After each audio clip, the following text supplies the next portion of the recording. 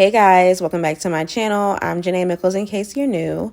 So this video is going to be a little bit different, still the same silk press video, but I will be talking about a situation that just happened.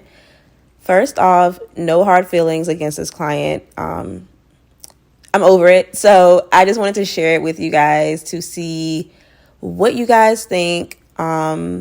Was I in the wrong? Was she in the wrong? Or were you both in the wrong? I don't know. I just feel like this is something different to bring to my channel.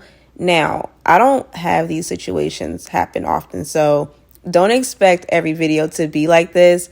For the most part, my business runs pretty smooth. I don't have any issues or anything like this happening on the regular. But I just thought it was interesting to see different perspectives about it, whether you're a stylist or you're a client yourself, just to see, how you feel about the situation, how you would have handled it, the way you guys think about deposits. Like, do we even understand what a deposit is? So yeah, basically all of that. So what had happened was I had a client scheduled for next week for a silk press, and she texted me a few days ago and basically was like, hey, I have an appointment coming up. I wanted to reschedule it because I'm not going to be able to make it. I have classes all that day. I didn't see any other days on the calendar, but I know you open your books on the 1st. I don't know if my deposit will be lost or transferred. So on my booking site, it does say all deposits are non-refundable, and that is to protect me. She was asking if her deposit would be lost or transferred. So I said, hey, my books open on the 15th of every month, so it wouldn't be able to be transferred. So the reason I said no, it can't be transferred is because at this point, it's the end of the month. The 15th has already passed, so if she were to reschedule, it should have been on the 15th when the next month opens. I hope that makes sense. So being that it is now the end of the month, past the 15th, I don't have any more spots for the next month for her to even transfer to because it's all booked. Then she followed up with, do you think I could just get a refund? I'm 4 hours away. I started school. I'm not going to be able to make it. I've been busy with school. I didn't think about my hair appointment until now because I looked at my calendar. So in my head, this is just the way I think. I will say I've had people in the past that were like 30 minutes late and their excuse is, well, I live in Newport News, which is about 45 minutes away from where I work. And I've never really got that statement because it's kind of like you living far away from me has nothing to do with me, because I didn't force you to book an appointment knowing that, you're an hour away or 4 hours or 2 hours. Like, I don't know. I always struggle with that because it's like, yeah, you're far, but you have to plan to be on time. I mean, it's going to be traffic. So in my head, when people say like how far they are from me, I'm kind of just like, okay, like that, it really doesn't change anything. And then she mentioned that she didn't even think about her appointment until she's seen her calendar. So it's kind of like, okay, you're just making appointments. It's not really a priority. That's just the way I look at it, because if I make an appointment, it's on my mind. Like, I know that date is coming up because I paid a deposit and I want my hair done. So whatever. She said that. And I said, if I'm able to fill that spot, then yes. But normally there are no refunds because the deposit is there to protect me if I get a cancellation, so I'm not left with nothing. So normally I do not send back deposits because I don't like that idea, because it's kind of like I'm holding your money. I'm not a bank. I don't want to hold your money just so I can send it back to you. In my eyes, that's kind of like playing on my books. But I did say if I'm able to fill the spot, then yes, which I shouldn't even have to go out of my way to be posting on Instagram. And, I have a spot this day if anybody wants it. Yes, I could do that. Yes, it's easy to do that, but I shouldn't have to, if that makes sense. The way it works most times, if a client can't come, they'll just cancel it. Like, there really doesn't have to be any communication to me because I don't really need to know why you need to cancel. It's not my business. Things happen. Just go to your email and cancel it. Because in my head, when you make the appointment, you're agreeing to all my policies. So just by reading my policy that deposits are not refundable, so you would just go cancel your appointment and move on. Or if you don't want to cancel, you would reschedule, but you would do that on the 15th when it opens for the next month. So yeah, after I told her that if I'm able to fill the spot, then yes, she basically said, please let me know. I hope someone can take the spot. I'm like, okay, cool. Then literally the next morning, I got an email from PayPal saying that she had put in a claim. And I was confused because I'm like, we just had a conversation yesterday. And 9 times out of 10, I was going to send her deposit back just because too nice, honestly, too nice. And probably still would have been screwed in the end, but whatever. I was probably going to send it back. But she made a case. So I texted her. I was like, hey, did you just file a case on PayPal? She was like, hey, yes, I did. You don't have to issue a refund anymore. That way you nor I are losing out on money. PayPal basically issues it from their bank. So I said, can you call me? And then she said she was busy, whatever. And that's incorrect. So when I went on my PayPal, I was in the negatives of her deposit because it doesn't come from PayPal's bank. It comes from me. So basically I seen her, I guess, explanation on the case. And it was just that she had classes. She wasn't going to miss her classes for a hair appointment. And that was it. So I did follow up with my response, and I attached pictures of my policy, and that by booking an appointment, she was agreeing to that. And so time had went by, probably a couple of hours. And like the more I thought about it, I was like, okay, if she went as far as to put in a claim with PayPal, she really wants her $35 back. So I'm like, you know what? I'm going to just send it back to her, be done with it. It is what it is. I'll take the L. You know, like to me, it's not a big deal, but like, I just felt like if she went through all of that, she wanted the money bad. So I text her. I was just like, I'm just going to send it back to you. The money comes from me, not them. So my PayPal account is in the negative because now there's a hold. And then I said, when booking an appointment, you're agreeing to the policies. And as stated on the site, deposits are non-refundable. The whole reason I require a deposit is for situations like this. I definitely understand things happen. That's why I even offered to refund you if I can get the spot filled, which I never do.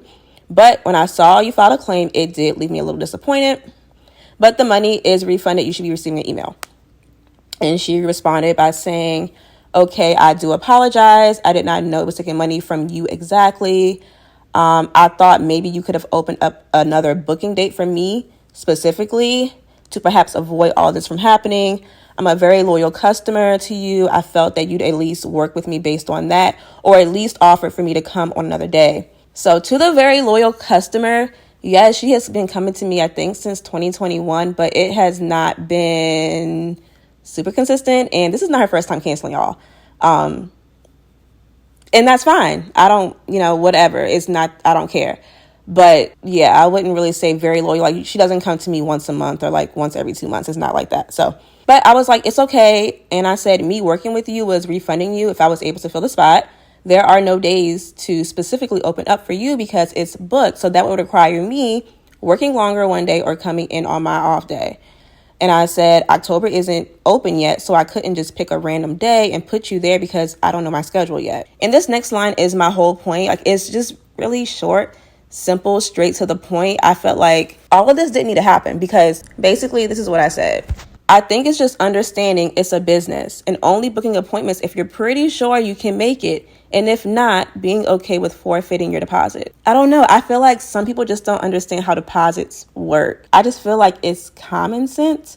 But I feel like from what I see on Instagram and TikTok, a lot of people just don't get it. Like, your deposit is there to protect the service provider.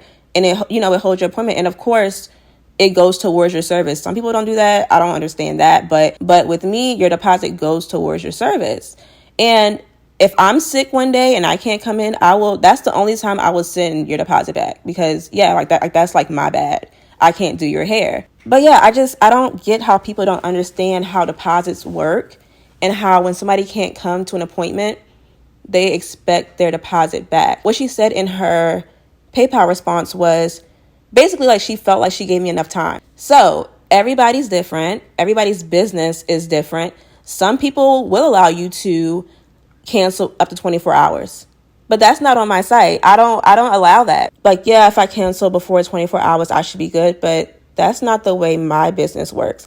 Nowhere on my page does it say that. Other people may let you do that. But me personally, I don't do that because, for one, I don't want you to cancel. I don't like getting last minute cancellations. And if I do, I just know that I at least have your deposit. So I guess in her head, because she had given me like a week's notice that she could basically get her deposit back or reschedule, most times you can reschedule. If you know that you cannot come on the 15th when it opens, you're able to go on the site and just reschedule your appointment. In this case, nothing was available, so you just forfeit your deposit. I don't have a late policy because I expect you to be there on time.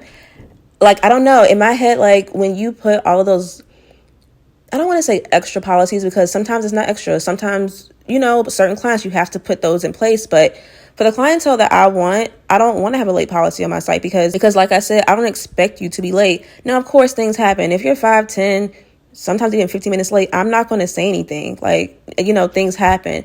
But I'm not going to put that on my site because, for one, I feel like it just makes it seem like it's just so much going on with your website. And like I said, if your appointment's at 8, I expect for you to be there at 8. And I don't do like late fees or anything because people will take advantage. If they have the extra 20 in their pocket, they probably are just going to be late because they feel like, oh, her late fee is $20 after 20 minutes. I got it. I can be late. No, because then that still throws off my whole day. So I don't have that on my site because I just want to eliminate all of that.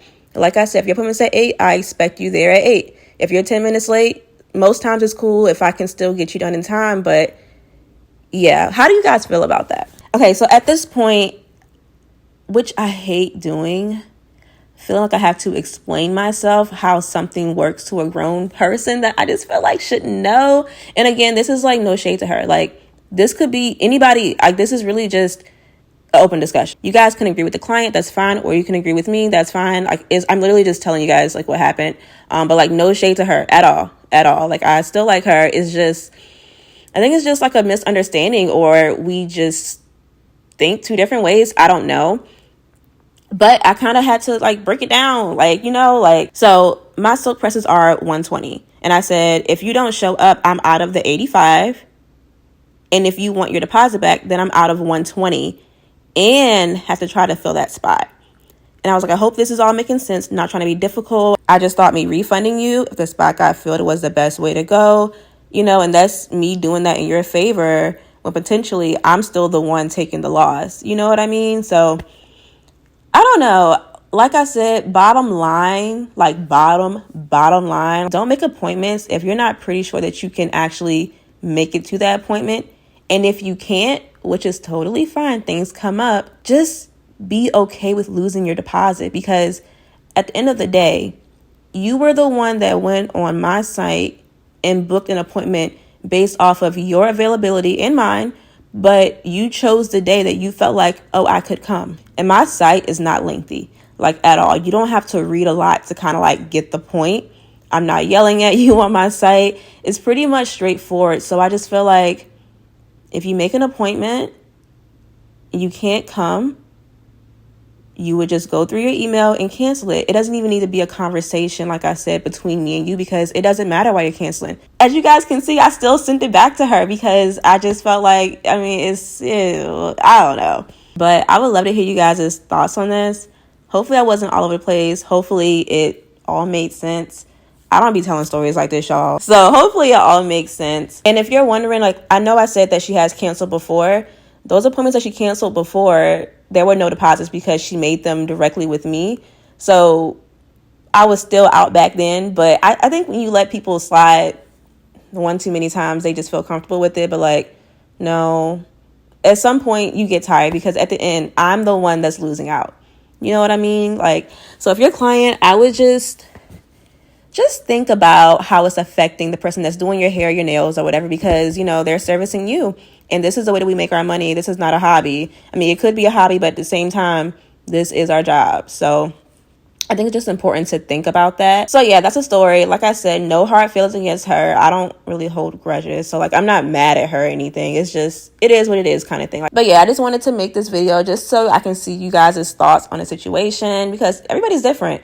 Everybody's rules is different, and that's fine. But I just think when you book an appointment, read that stylist policies, rules, whatever. And when you book your appointment, you're basically agreeing to it. So yeah, that's the video. Don't forget to like, comment, and subscribe. And I will see you guys in my next one.